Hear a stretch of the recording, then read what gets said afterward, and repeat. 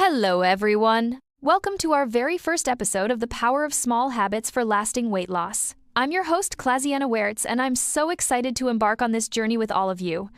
Today, I am joined by a wonderful friend and guest, Alira Stone, who brings a wealth of research expertise and real-life experimentation to our chat today. Hi, Alira. Hi, Klaziana. I'm really thrilled to be here. I've been listening to your thoughts on weight loss and habits for a while now, and I'm so glad to finally be a part of the conversation. It's such an important topic, especially for those of us looking for sustainable, healthy changes. Absolutely, Alira. You know, over the years, I've realized that it's those tiny changes, those small habits that make a monumental difference. People often think it has to be about drastic diets or intense workout regimes, but that's not true. I mean, how many times have you personally encountered someone who thought a big change was the only way? So many times, Klaziana. In my work, I've seen countless individuals get caught up in that mindset, but in reality, it's the accumulation of small, deliberate actions that lead to lasting change. It's like planting seeds. You don't see the plant immediately, but with consistent care, it grows into something substantial. That's such a beautiful metaphor, Alira. And speaking of planting seeds, I remember when I was starting my journey, I was a bit of a carb addict, weren't we all? But instead of eliminating carbs altogether, I started small by switching from white bread to whole grain. It sounded insignificant at first, but over time, that one simple swap made a vast difference in maintaining my energy throughout the day. Exactly. It's those little wins. They don't just add up physically, but they bolster your confidence too. You realize that change is possible, and even enjoyable. Have you found that mindset plays a significant role in this process? Oh, mindset is 90% of the game.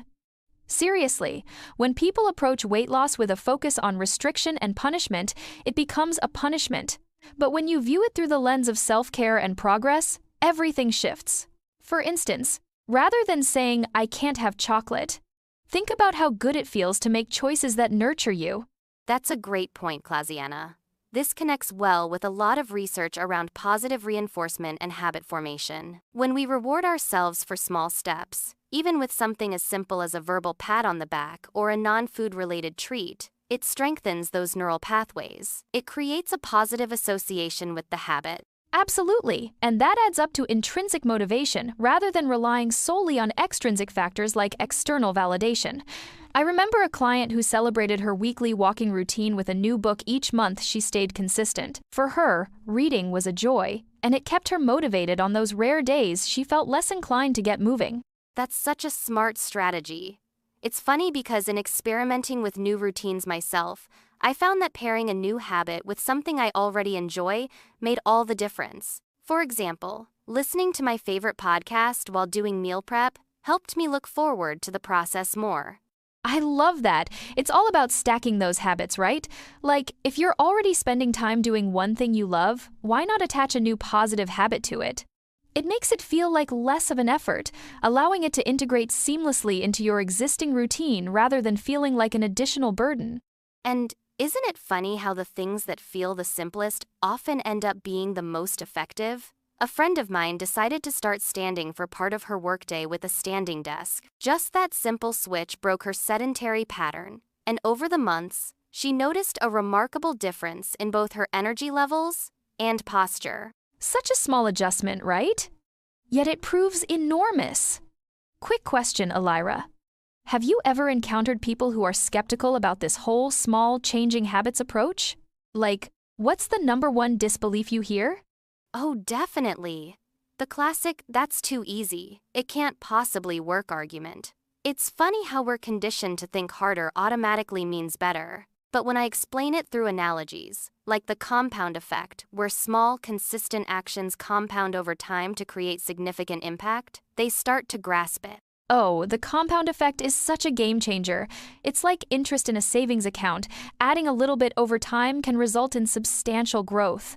People have to remember that it's about long-term gain rather than immediate gratification. We've become a society obsessed with immediate outcomes, and breaking free of that mindset is tough but so rewarding. Yes, and looking at one's progression over time rather than minor daily fluctuations is much healthier.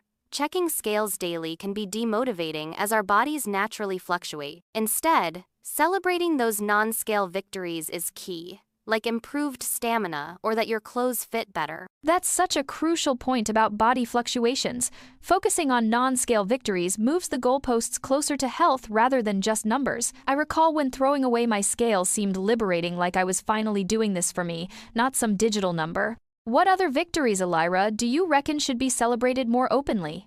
How about celebrating when we develop a new cooking skill or try a new sport? And mentally, small habits like journaling or mindfulness can be celebrated. Reflecting on how stress impacts eating habits and learning to navigate that through small introspective exercises are as monumental as any physical change. Invaluable advice, Elira. It highlights that weight loss isn't solely about our bodies, but the holistic connection between mind, body, and spirit. Well, before we wrap things up, if there were one takeaway you'd hope our listeners glean from today, what would it be? Start small. Don't underestimate the power of incremental changes. Those small victories built over time are the foundation of long-term success. Be patient with yourself. Celebrate each step. And remember that you're doing wonderfully, even if it doesn't look like it at times. Beautifully put, Elira. Thank you so much for being here and sharing your insights with us. I'm sure our listeners are leaving with incredible new perspectives and strategies. Ladies, remember, every small step you take today is a step towards a healthier, happier version of yourself. Join me again next time as we explore more on this journey to weight loss without the fuss. Until then, keep those small habits going strong.